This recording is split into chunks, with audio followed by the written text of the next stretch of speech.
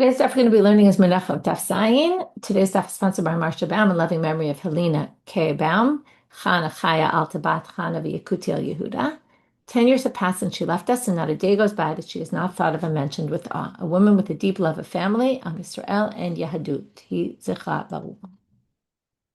Okay, we're going to get started with our the review of what we did in yesterday's daf. So we started with this idea about we started with Beteira, who said you can actually you can fix a messed up kometz, where he really said it only about the left hand, if you did it with the left hand.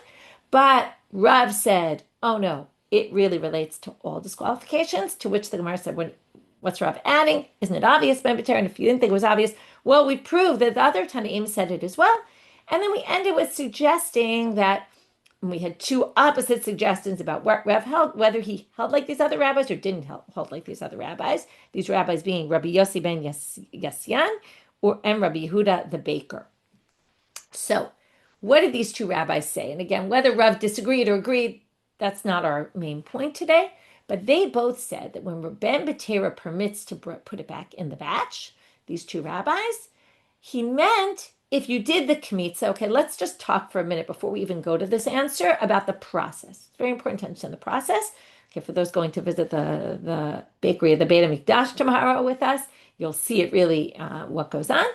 But if not, you're going to listen and we're going to explain it right now, which is first the person takes this dough that they have, they bring it, so to speak, from their house, according to the sources, they bring the dough, they bring it to the temple, and it's placed in a sanctified vessel. That's sanctified vessel number one. Okay, today we're going to talk about these multiple sanctified vessels that are needed for this process. Okay, just want to point out, when it comes to a sacrifice, what we learned until now, they slaughter the animal and then they put the blood in a sanctified vessel. There's only one sanctified vessel. In the mincha, there's two. The whole dough goes in the sanctified vessel. Then the Kohen takes the kometz out from there, right? He takes a handful out, which using his three middle fingers. Then he takes that handful and places that in a sanctified vessel, brings that to the altar, and then burns that on the altar. So from the point of the Kohen taking the kometz, it's very parallel to the sacrifice. Slaughtering, right? Separating something out, collecting it in a sanctified vessel, walking it to the altar, putting it on the altar, burning it, or in the case of the animal, it depends what, the blood on the altar really. And here there's no blood, it's the kometz, gets burned. So now what they're saying is, if he just did the kometz, we can put it back. But once he did that action of putting it in that sanctified vessel, it's irreversible. That's basically what these two rabbis said, Yosi ben Yasiyan and Rabbi Yochanan. Now, Rav either agreed with them or disagreed with them about what Ben Beteira held, right? They were talking about within Ben Beteira's opinion, and he either said, no, even if you put it in the vessel, or maybe he agrees with them completely. But the question is really going to be on them now. So the Gemara starts asking, My kasavre hane tonight, 4 lines from the bottom. What exactly are they holding? Right, from the bottom of Vav Amud Bet. If they think that the kometz of a person who's disqualified or whatever way it was disqualified is actually a ritual act, it's valid ritual act, it's just messed up, well, it shouldn't need putting in the kli to say this is irreversible. Okay, it's irreversible because you did navoda and you did it wrong, so you can't put it back.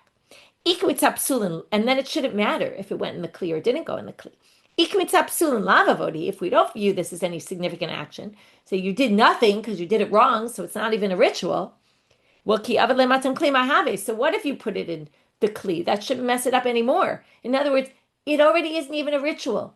So if it's not a ritual, then putting it in a sanctified vessel is like taking a button and sticking it in a sanctified vessel. Nothing happens when you do that. So therefore, there should be no problem.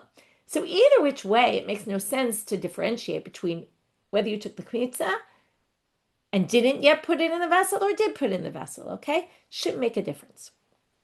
To which, after Rav Nachman asked this question, Rav Nachman, okay, I forgot to read it as Matkevla Rav Nachman. This is an attack of Rav Nachman on this.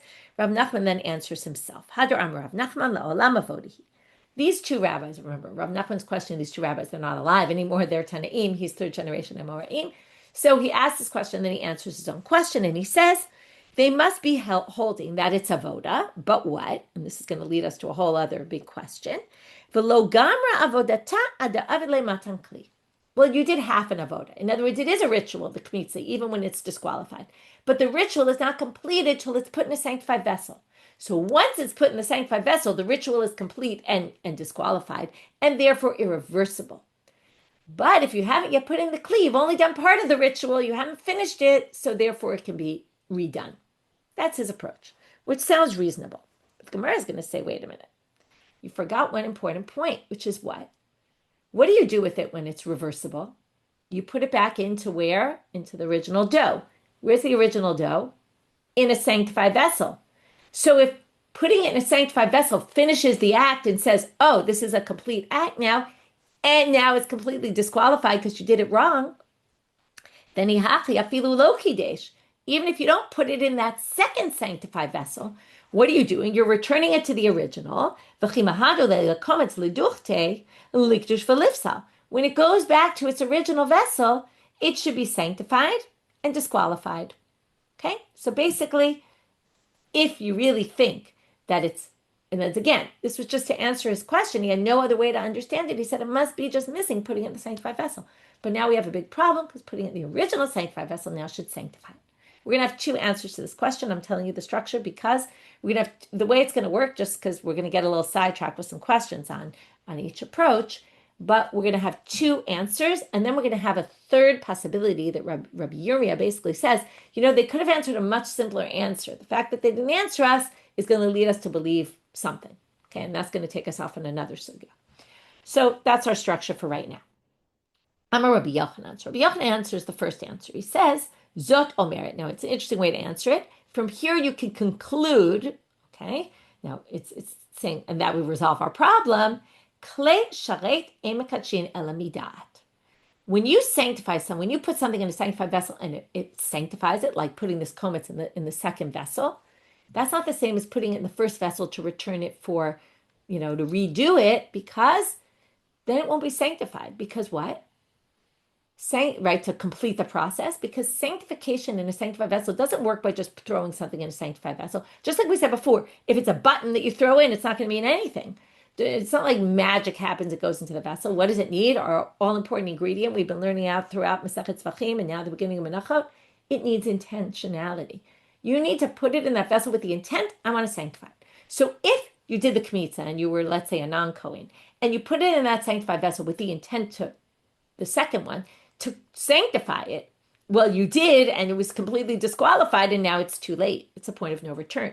You can't fix it anymore. But when you return it to the original, you're not trying to sanctify. First of all, it was already sanctified originally, and all you want to do is put it back in that original vessel and redo everything you did. So it doesn't become sanctified, and that's why it doesn't complete the process, the messed up process, and that's why it's reversible. So, okay, that's what Rabbi Yochanan says. The problem is we're going to say, wait a minute. Are you trying to say that hamidat mekachin, if that non-Kohen, or again, any of those cases where it was disqualified, went ahead, put it in the second vessel, what you're basically saying is it had intentionality, they wanted to make it sanctified, even though it's disqualified, it becomes sanctified, right? I don't know if you caught that before, but it's a little weird to be sanctifying something that's disqualified. And basically what Rabbi Yochanan is saying is, again, he's explaining these two rabbis, these two Tanaim, who basically say if you put in the second vessel, it's completely disqualified. Why? Because we're assuming, because you add intentionality to sanctify it. You sanctify it. What's the problem? It's disqualified, so it's no good. And then it's irreversible, cannot be redone. As opposed to if you put in the first vessel where you didn't intend anything here of sanctifying it, so it never becomes sanctified, the process is never finished, it can just be redone. But that means that midat, with your intent, you can actually sanctify something that's completely disqualified in a sanctified vessel, right? And that's Rabbi Yochanan. Now, Reish Lakish Rabbi Yochanan. Now we're going to go back to a previous conversation Reish Lakish had with Rabbi Yochanan. It seems clear Rabbi Yochanan doesn't hold this way. Please sharet. So Reish Lakish asked Rabbi Yochanan, please sharet ma'oshi kadshu psulin lechatchila likarev. He was asked directly about this question. If you put sanctified items, now it's not exactly directly because you're going to see it's a little bit different. And in the end, that's going to be the answer. It's completely different. But right now, they think it's similar. If I put something disqualified into a klei sharet, will it make it if it's ma'oshi kadshu? Does the sanctified vessel sanctify it to the extent that I could take psulim, but lechatchila likarev, and I could put them on the altar? This sounds very similar to things that went on the altar, even if they were messed up, they can stay on the altar. So maybe things that are disqualified that end up in a sanctified vessel, maybe I can put them on the altar. And what did Rabbi Yochanan say? So what do you see here? Even though the person intentionally put an item that was disqualified in the sanctified vessel, it's not actually sanctified. Meaning, why is it not sanctified? Well, I can't sacrifice it, so it must be not sanctified. So Amar so now this isn't really Amar because that was a conversation which Lakish had with Rabbi Yochanan, and now we're bringing this into our conversation. Some people take out the words Amar because it's not anymore Rabbi Yochanan and Reish Lakish, it's the Gemara trying to resolve Rabbi Yochanan with this statement he made earlier, but I thought maybe you could read it as Amar he said to him, meaning we're quoting what Rabbi Yochanan said. Pay attention to his words. What did he say? He said they're not sanctified for the purposes of putting it on the altar. But they're sanctified enough that we could call this disqualified. That what? What does it mean? That it would be irreversible. So there could be, it was an interesting idea. My intent to put something in a sanctified vessel, if it's completely disqualified, I can't sanctify that to say, oh, now it's fine and we can put it on the altar, but I sanctified enough to call it disqualified. And that, again, explains, according to Rabbi Yochanan, this position of these two Tanaim. If I put it, again, let's just review. According to the way he reads it now, it is an avoda to do kometz that's disqualified, but it's not a complete avoda. It's not completed, which if it gets completed, that means lipasel, to disqualify it and say this is irreversible. Then that would only happen if it actually went into the sanctified vessel with intent, the second sanctified vessel, to sanctify that kometz. But putting it back in the original vessel doesn't do that because I'm not intending to sanctify it. And because of that, I haven't finished the process of sanctifying it. And therefore the kometz, while it is an avoda, it's only a partial avoda. And therefore it can be redone. Okay, that's how he explains it. But now we're going to have a second answer to that question, which isn't going to assume this whole thing. And that he's going to explain a different reason why putting it back in that original sanctified vessel is not a problem. And within this, we're going to have what we call an ukimta, which is, it's only a unique situation, which means Rav Nachman really does think like the question thought, which is putting it back in that original sanctified vessel will actually complete the process. Forget da'ad and intent and all that. Okay, it's really a problem. So how would it work? So Rav Nachman is going to give one answer, and we're going to have to modify it a little bit because it's not going to really make enough sense. Rav Nachman Mamar, Kegon shechziro levisa gedusha. You put it back in a bowl that was heaping.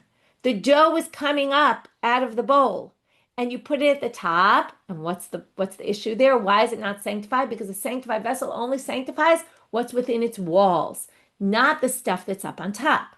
Okay? So basically, now, what's the problem? Well, the problem is, if you put it back into the original vessel and it's heaping, then what happened originally when you took out the kometz? It must have been heaping too. And if you go to a heaping bowl and you take a handful out, where are you taking it from? The top, where it's heaping, which means that this makes no sense. How did he take the kometz in the first place? The Kohen, when he went to take the kometz, he took it from the top part, which is above the rim of the vessel, which isn't sanctified. So that part can't really be. So they're going to explain Rav Amram in some other way. You put it back in a completely flat, okay, it was level. That's the word I'm looking for. It was level with the top of, so the dough was completely level. That explains how you were able to take the kometz, and now you put it back. And when you put it back, since it's completely level, it's above the level of the vessel. And that's how you can put the kometz back without it becoming sanctified, because it's not in the walls of the vessel. But that's not going to work either, because let's think about it. Again, it had to be, let's say it was level, fine. You could say maybe it was level when you took the kometz out. But you take a bowl full of dough that's level, and then you take out a kometz from it. What's going to happen? There's going to be a hole, right? There's going to be a gap there where the kometz was. And it can't be it was level with a little bit sticking out to begin with, because then you'd have the same problem. So it must have been, yes, you could say it's level, but there must be a hole there. And then the obvious point is when you kimahadir, when you return it to there, ligave demana kamahadir, right? Just think about what's going to happen. When it's full, right? It's full to the top. You took out the kometz, so there's a hole there. When you put it back in, you basically are going to stick it right back in that hole, in which case it's within the walls, in which case it gets sanctified, which is back to square one, our problem. So they say the following. No. Michima hadrle, when you do it, Okay, now this is, if you mess it up and you want to fix it, you have to do it in this way. What do? You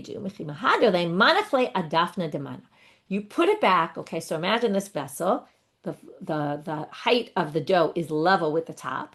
So you put it, but there's a hole in the middle. So you don't put it back in the hole. You put it back on the side of the wall there where now your kometz is sticking up. And it doesn't become sanctified right then. Then what happens? Manidle, then you shake the bowl a little bit, you move it around a little, vinafal mimela, and it just sort of falls into place. And then everything's level, and then you can take the kometz out, the kometz out from the level, but you didn't make it level directly. And what do they say here? This is, you might remember from some other sugyo, because it's very memorable. It's like a monkey put it back in. It's not like you did it because you didn't do it yourself, right? A monkey comes into play when we don't have intentionality, right? So it's like someone else did it, okay? Or a monkey did it. It's not considered important at all. Therefore, it doesn't become sanctified. So again, you don't need to sanctify this. This was sanctified to begin with. The problem is if it becomes sanctified in that vessel, then actually you're completing the process of the problematic kometz, and then you can't do it again. So you do it in such a way, again, we had to do an ukimta here, which is number one, we had to say it was completely level, but that's not such a crazy ukimta anymore, right? When we were saying it was heaping, it didn't make sense. But it's also telling you the way you have to return it, though, is only if you put it at the top above the level of the rim, of the vessel, and then shake it a little, it'll go down inside and it won't become sanctified in that manner. So we have either Rabbi Yochanan that says it doesn't become sanctified because you didn't have intent to sanctify it, or according to Rav Amram, who seems to think you really do need intent, but you don't really need intent, but you do need an action, but a direct action. Indirect action won't do it. Okay, so those are our two answers. Now, Rabbi Yirmiyah comes and says they could have had a third answer. It was a very easy answer. The fact that they didn't answer it must mean that this is not the case. Okay, so what does he say? Amalei, not that this is not the case. I should say that the halacha is not in this particular way we're going to see right now. So Amalei Rabbi Yirmiyah Rabbi Zera. Rabbi Yirmiyah goes to his rabbi, Rabbi Zera, and he says to him, "V'lukma, why didn't they just say kigon shechziro lekliya munacha gabei karka? Why didn't they just say put it back in the vessel while the vessel's on the ground? Why would that matter? Because maybe you need to return it. He's saying it must be you need to return it when the Kohen is holding it. You don't sanctify something in a sanctified vessel unless the Kohen is holding the vessel. So what does he say? Well, we don't know if that's the case or not. So what is he saying? If you could, right? So now he's saying, Elashmanina komtsim mikli sha'al gabei karka. He says from the fact that they didn't say, put it back in a vessel that's on the ground that the Kohen's not holding, and that will resolve it, because then it won't be sanctified. It must be you don't need that to sanctify it. It must be you can actually sanctify a vessel, an item in a sanctified vessel, even if the Kohen's not holding it. Now, where would they get this idea that the Kohen needs to be holding the vessel? And then the question is going to be, why does it not fit here? The place they would get it from would be from, if we go back to animals, what happens? There's shchita, there's kabbalah. Some Kohen is standing there collecting the blood in a vessel. We don't just let the blood drip down into a vessel. A Kohen needs to be holding it. So we're going to assume here, that's what Rabbi Zera seems to assume, wouldn't you think the same thing is true for the kometz? And therefore, if no one's holding it, that should be a great way to resolve the problem. As long as no one's holding it, well, if it's on the ground and you put it back while it's on your ground, you throw it in, that's not going to be sanctified because there's no Kohen holding it. Now, they don't say that. He claims it must be that you don't need that. It's not an essential part that someone be holding it. It's going to be sanctified even if no one's holding it. And that's what he derives from the fact that they don't answer that answer. Now we're going to go into a whole sugya about this. Do you need a Kohen to be holding it? Do you not need? Rabbi Yirmiyah seems to clearly say you don't need anyone to be holding it. Okay? So now that's what he says. But his rabbi, Rabbi Zera, answers him and says, what are you talking about? Amarlei, kanagata bebayadi bayalan. You're talking about it, you're assuming, making this assumption, but this is a question that was asked already, and we're going to see that Avimi answers that no, you need a Kohen, he says. Okay? So he's not just saying this is a question that was already asked, and the answer was not what you just said. So it's going to take us a little while to get to the answer and the whole thing. We get a little introduction, which gives us a little bit of history. To Rabbi Avimi, Tani Menachot be Rav Chisda. First of all, it's fun to see these rabbis sat in the Beit Midrash learning Masechet Menachot, like we're doing, maybe not in the Beit Midrash, but we're learning Masechet Menachot. He went to the Beit Midrash of Rav Chisda to learn Masechet Menachot. Now, something's a little strange about this, because Rav Chisda is third generation Amora. Avimi is first to second generation, and not only that, but Avimi, Be Rav Chisda Tani, the Gemara stops the story before we even get started. It says, what do you mean, Avimi didn't study in the Beit Midrash of Rav Chisda? Because we're going to see that not only was he older than him, which maybe he could be studying his Beit Midrash, but Avimi was the rabbi of Rav Chisda, or at least at some point taught him. Okay? Because Hamar Rav Chisda, don't you remember Rav Chisda said, Kulfe tave bale me Avimi. I got a lot of blows, okay, attacked. It's unfortunate, right? We don't really like to hear about beating of students, but right, whether he got physical ones or not, I don't know. But what he was saying is, I got hit a lot of times from Avimi, ala de hashmata, about this drasha. Okay, whether this drasha is connected or not to our topic, it definitely doesn't seem connected. Maybe someone could try to make a connection, but right now I'm just going to learn it.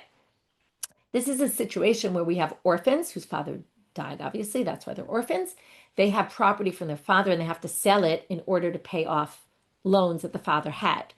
Now, when you go to sell it, there's always a problem. People are going to see orphans are selling, they need the money, they're going to give a low price. So there's a rule that you have to announce about it for a certain period of time to allow for a proper market value to be received on this property. So how much time? And basically what we're hearing about this is that when Avimi taught Rav Chisda, either he physically hit him or he blew it over, onto his head many times until he got it straight, this halacha. Okay, so all this is coming to say, really, from in terms of the flow of the sugya. Again, maybe there's some inner meaning there, but from the flow of the sugya, what they're trying to say is Avimi was clearly superior, or the rabbi of Rav Chisda. It doesn't make any sense. Avimi was sitting in the Beit Midrash of Rav Chisda. So what's the halacha? Ba'ala hachriz ritzufin 30 yom, sheni v'chamishi 60 yom. If you're going to announce every single day, then you do it for 30 days every day of the week. If you do it only on Mondays and Thursdays, anyone started the Megillah challenge, you'll know all about the Mondays and Thursdays when the shuk and the marketplace and people came. So if you do it only Mondays and Thursdays, you only have to do it for 60 days. Now, you don't have to do it, for the amount of days of every day for 30 days, because you're doing it in the most popular days where more people are in town and more people will hear it. But 30 days is not enough. Then you have to do it for 60 days. Okay, meaning over a period of 2 months. Obviously, you don't do it 60 times. Okay, so how do we explain that Avimi was in the Beit Midrash of Rav Chisda? Well, Avimi mesechta it akra. What happened was he forgot Menachot. Okay, he learned it at some point. He didn't remember it anymore. If you feel good about the fact, feel better about the fact that you don't remember things. He didn't remember it. Now, whether he got old and lost his, his memory got more bad, we don't know. But for whatever reason, he forgot Masechet Menachot. So he went to Rav Chisda to learn it from him, to relearn the Masechet. So they say, if he was the superior, why didn't he just call Rav Chisda or send a messenger to Rav Chisda and say, come to me and teach it to me? Well, Sabar Hachi Mistaya Miltatve. He wanted to do the amal, as we say. He wanted to make the effort. So he said, I'll go to his Beit Midrash. I'll make the effort to go there. The more I put into it, the more I'm going to get out of it. So I'll make the effort. Okay, that was the side point. Now, while he's in the Beit Midrash learning Masechet Menachot, Pagabe Rav Nachman. Rav Nachman meets him and he says to him, Rav Nachman asks him, Amarle, Ketzad Komtzim, how do you do kmitza? Remember, he's the superior, right? He's the elder. Amarle points to a vessel on the ground and he says, Miklize, from this vessel. So Amarle, Rav Nachman says to him, B'chi Komtzim Miklish HaGabei HaKarka, right? So he says like this one. So he says, right? He says, you're going to take a kmitza from a vessel that's on the ground? And as he assumed when he pointed at it, he meant like this vessel, right? And in the way that it is, where it's sitting on the ground. So Amarle, Timagdabe Kohen. No, I meant a vessel like that, but a Kohen obviously is holding it. Okay, so what do you see here? Already we see Avimi disagrees with what Rabbi Yirmiyah said, and that's what Rabbi Zera said to him. What are you talking about? Rabbi Yirmiyah was asked, Avimi was asked this question, and he said, no, it needs to be held by a Kohen. So I don't know what you're talking about. Okay, now, okay, so just pay attention. He asked him, how do you do the kometz? How do you take the kometz out of the bowl? What kind of bowl does it need to be in? A bowl like this. On the floor? No. The Kohen needs to be holding it for the first stage, okay? So, really the 3 stages. There's one stage where you put it in a vessel, the second stage where you take it from the vessel, the kometz, the Kohen takes it out, and the third stage is when the Kohen puts the kometz into a new vessel. So he asks him about the stage 2. How do you take the kometz out of the bowl? The coin has to be holding it, he says. Ketzad mikadshim et menachot. So Rav Nachman says, how do you do the kiddush menachot, like in the first place? How do you put the whole dough into the vessel? He says, you put it in a kli like this. Same conversation is going to happen now. What you can put it in the dough into the bowl in the first place, right? Stage 1, while it's on the ground. He said, no, obviously I mean when a Kohen's holding it. So he requires it for stage 1, for stage 2, and obviously stage 3, right? Because stage 3 is when you put the kometz into the vessel. That's the most important part. That's the most similar to the slaughtering and all that, and the kabbalat hadran.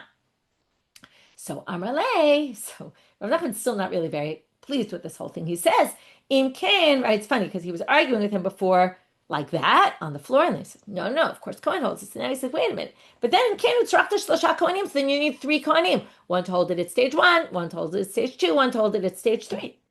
Amrale, so what? You need 3 kohanim. The tamid needs 13 kohanim. Okay, you need 3 kohanim, by the way, in addition to the one who's doing the kmitza. Now, you could have some doubling, and there's a whole big debate about why 3. Some people say it doesn't really mean 3. It just means you need more than 1, okay? Because you need the kohen who does the kometz can't possibly be holding it. Why? Because you have to hold it in your right, and you have to take the kometz out in your right. You can't both be holding the vessel and taking it out with the right hand. So anyway, he basically says that doesn't make any sense. And then the guy says, of course it does. You can need a lot of kohanim just like that. But now he brings some difficulty on him. He says, look at this Mishnah. We're going to see it on Daf Yud.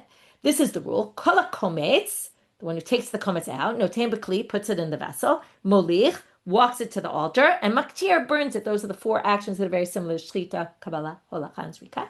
And then it's going to be lechol davar shedar kol lechol, etc. This is all going to be the repeat of zvachim, but in menachot of the pigul and all that. Okay, chutz l'mkamo, chutz l'zmano, all that.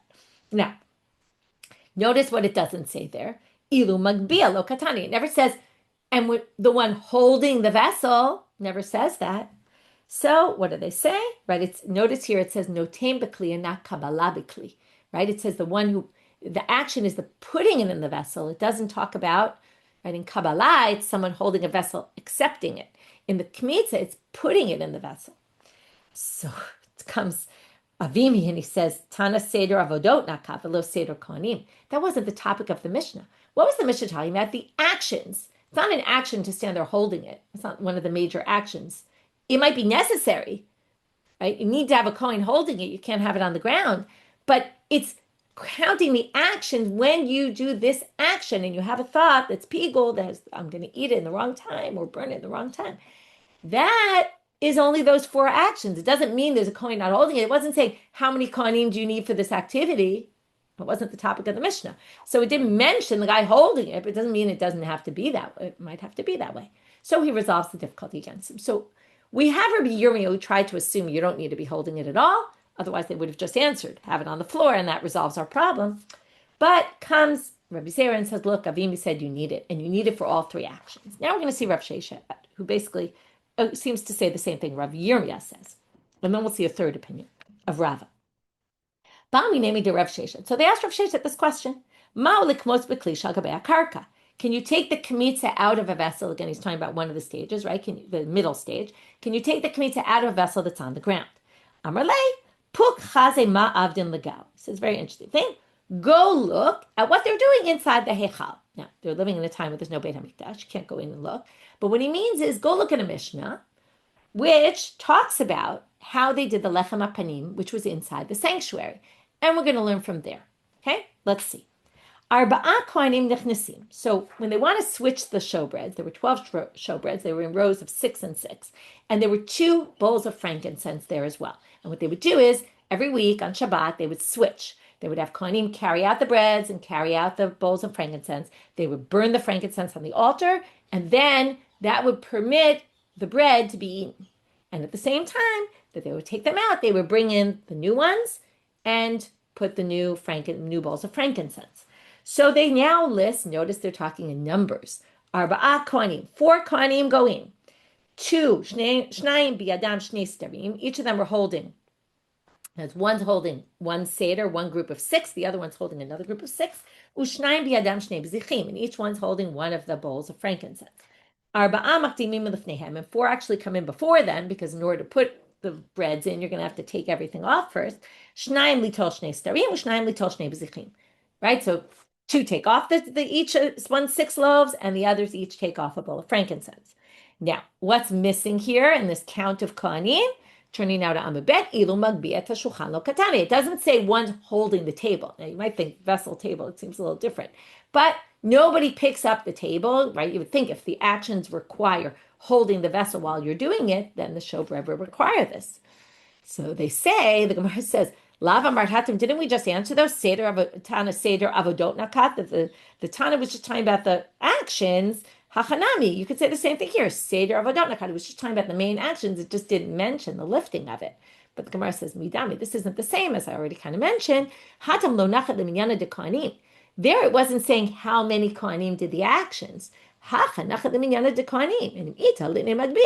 it was counting how many kohanim, right? Like how many people say switch a light bulb, right? The famous joke. How many people did it take to switch the showbread? It's telling you basically. It didn't ask the question, but it basically seems to be addressing that. 2 to do this, 2 to do that, 2 to do that, 2 to do that. Doesn't mention any mention of anyone else. So it sounds like you could take the kometz, just like you took the frankincense and the bread from the table that wasn't being held up. It seems like you don't need to do it. So we have 2 completely opposite approaches, and now we're going to have the middle approach. And that's going to lead us to a totally different sugya, which is a repeat sugya of Zavachim, which is always nice. So Amarav, Pshitali komtzim miklisha al gabei karka. Okay, so what's he going to do? If we have already one opinion, we have the opposite opinion, what's going to be the middle opinion? There's a difference between the 3 actions, okay? And that's why I've been setting them up so well. Putting the dough first into the vessel, taking the kometz out of the vessel, and putting it into the sanctified vessel, the kometz. So, pshitali komtzim miklisha al gabei karka. Action 2, the middle one, you could definitely take the kometz out if it's on the ground. As we just learned from the removal of the bowls of frankincense. Mikadshim, because also the kometz is very similar to the bezichin. Okay, it's like taking something and then burning it on the altar. Mikadshim mincha biklisha al gabei karka. Stage 1, you can also put all the dough in a bowl that's on the ground. Same thing with putting the bowls of frankincense out, right? They put them on the table, nobody's holding the table. So they take them off the table, that's like taking the kometz out. They put them on the table, that's like putting it down. But Rava asked, Kiddush kometz mai. But what about, Rava wanted to know, what about sanctifying the kometz? When you take that kometz out and you put it in that bowl, now why is that different? Well, mincha yalfinana. Do we learn it from mincha? Learning it, let's say, from the lechem apanim. Oh, midam yalfinana. Do we learn it from the blood? Because that, as we talked about, taking the kometz is like slaughtering the animal. And then, with the slaughtering of the animal, what do you do with the blood? You collect the blood in a sanctified vessel that the kohen's holding. So maybe the kometz has to be put in a sanctified vessel that the kohen's holding. Because that's the main action, right? The other things are prerequisites. You can't do it without it, but it's not the main actions. So Hadar Pashta Rava then answered his question, Midam Yalfinana. We learn it from the blood. And therefore, he makes this differentiation. The first 2 actions can be done while it's on the ground. But that third action, which is basically the main central act, one of the main central actions, as we saw from that Mishnah we just quoted about, these are the actions where you have a pigul thought, it ruins it, then it has to be held by the Kohen. So that's our in-between position. So now we're going to ask a question on Rava. Umi amar Rava hachi, did he really say that? V'ha'itmar kometz shechilko b'shnei kelim.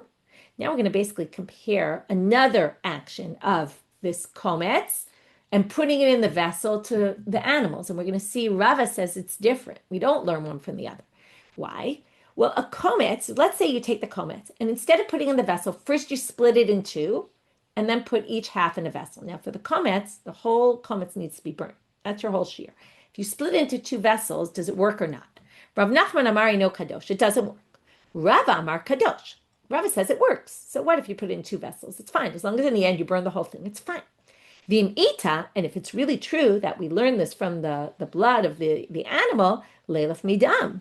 Right? If the kometz is learned from there, we should learn from blood, because blood can't be put in 2 vessels. Now you might think we have all these sugyas, and what if they collected the blood in 2 cups? But you might remember we learned this, and this is why we're going to go over it again. You have to have in each cup, like even if you collect it in 2 cups, but the cup has to have enough for a shiur to be of blood to be sprinkled. Now here you're taking the kometz, which the whole thing has to be. You can't split it in two vessels if you're going to learn it from the blood, because the blood, you have to have at least a shiur enough in that one vessel when you collect it. You can't take a little bit of blood in one, a little bit in the blood in the other.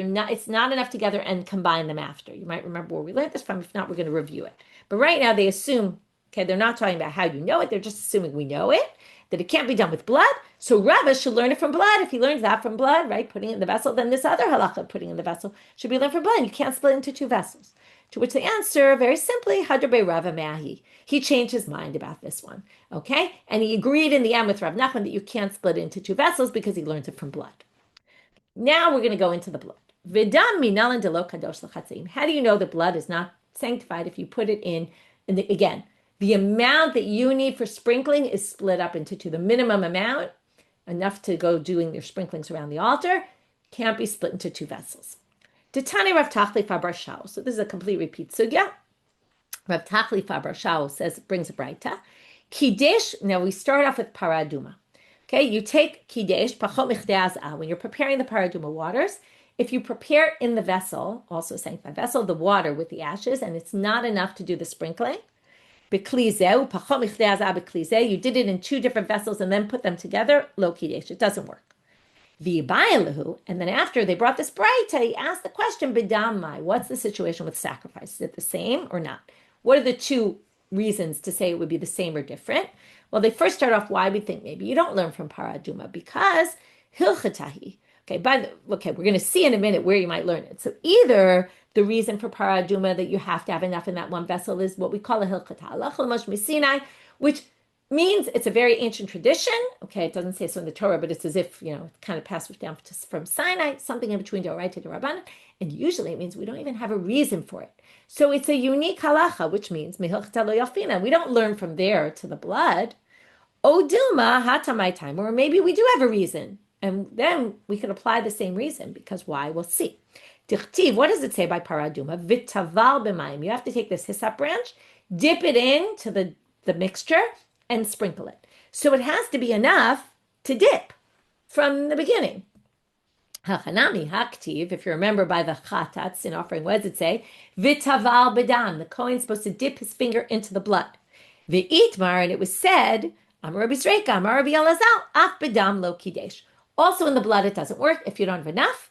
And now comes Rav and brings a braita. This you might remember. Amar Rav Tanya nami hachi. It's a braita that proves that you have to have enough blood, and this is going to prove that you have to have the shiur of the blood. Vitaval. Okay, if you remember, this is the pasuk. Okay, I'm going to read it. Vayikra chapter 4, verse 6. Vitaval l'kohen et etzba'o badam. He dips his finger in the blood. V'hizat min adam, and then he sprinkles from the blood sheva pamim lifnei Hashem, 7 times before God. Okay, this is in the Kohen HaMashiach. Okay, but it doesn't matter which korban it is. The point is, it talks about dipping in the blood. So, taval v'lo mesapeg. You have to dip the finger in the blood. The Kohen, he can't go around the rim and kind of take blood from the sides. Bidam, this is our halacha. Shiehei badam shiur tefillah me'ikaro. It has to have enough blood from the beginning when you collected it in that first vessel. That's our halacha. Okay, so here's your braita to prove what we just said. But we're going to go on because we're already here, and then we're going to learn this whole sugya again. Min adam shebahinyan.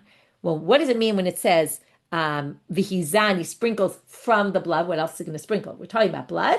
So that teaches you from the blood that's in this issue. Okay, we have no idea what that means. In a minute, we'll get there. Before we get there, we have to explain the first two drashot.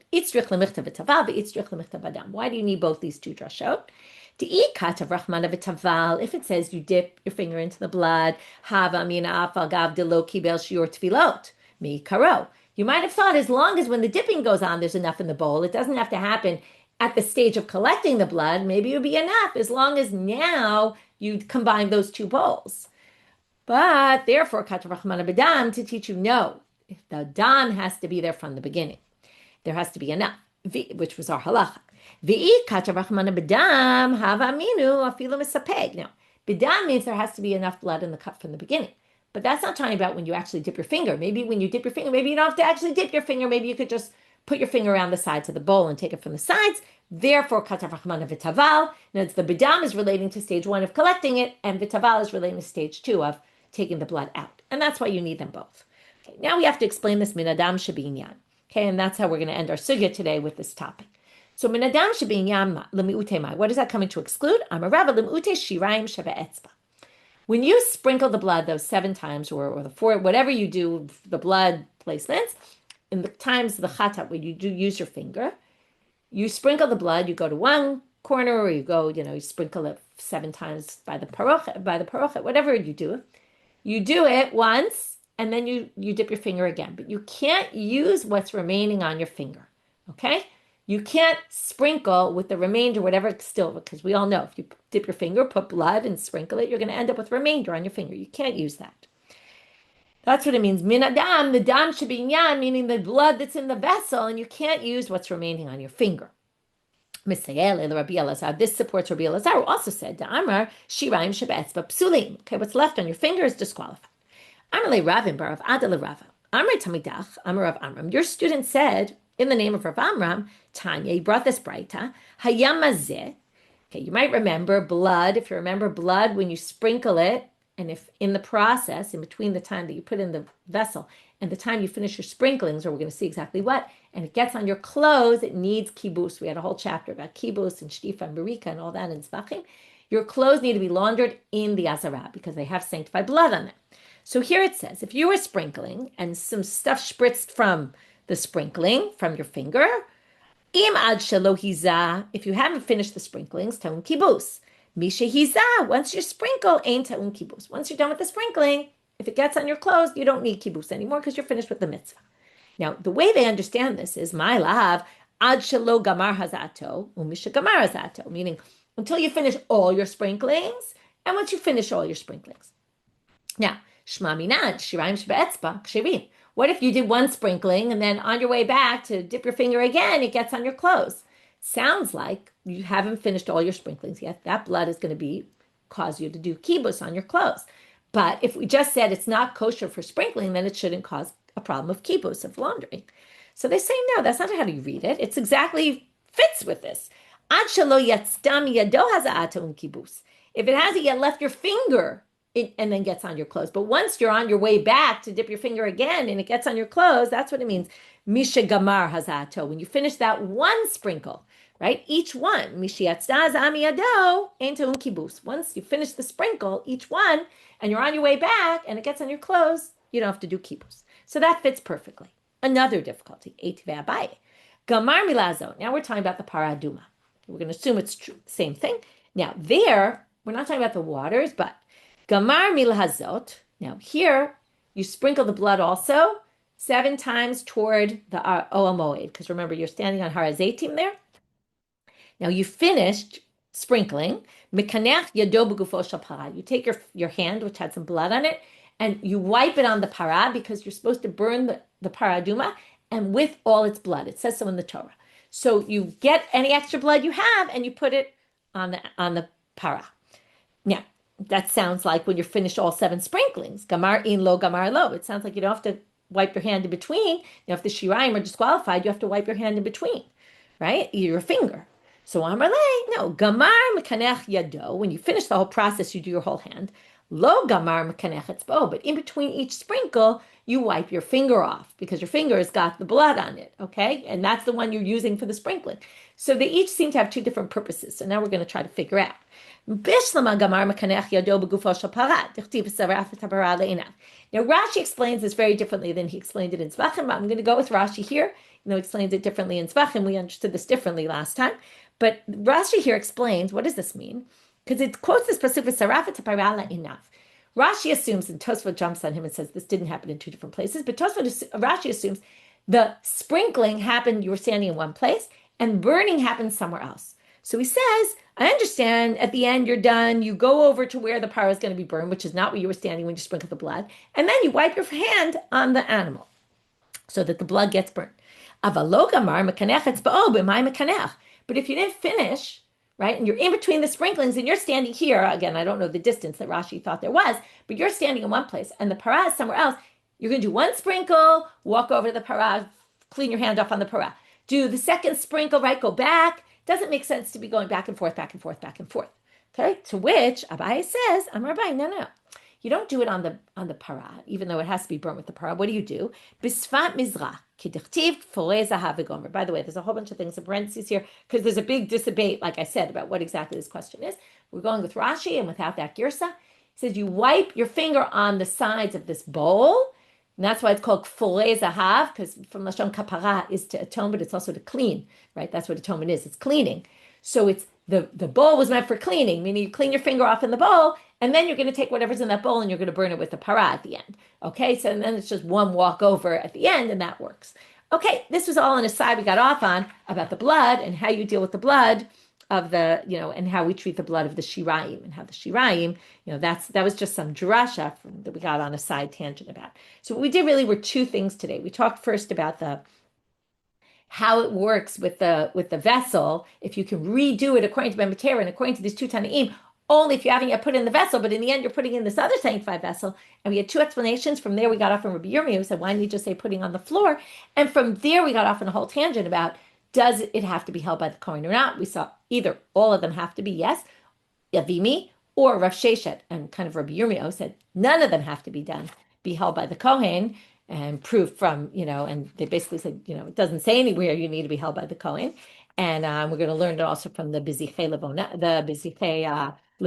the showbread that were moved without anyone picking up the table. And then Rav had this in-between position. The kometz specifically had to be put into a bowl that the Kohen was holding, and that we all learned from blood. And from there we got into the blood and all the unique halachot of the blood. And that's where we ended with those three drashot, b'taval, b'dam, and minadam, and that got us off on the whole discussion about the shiraim. With that, we finished for today. Wishing everyone a good day and a shavua tov and an almost chodesh tov also.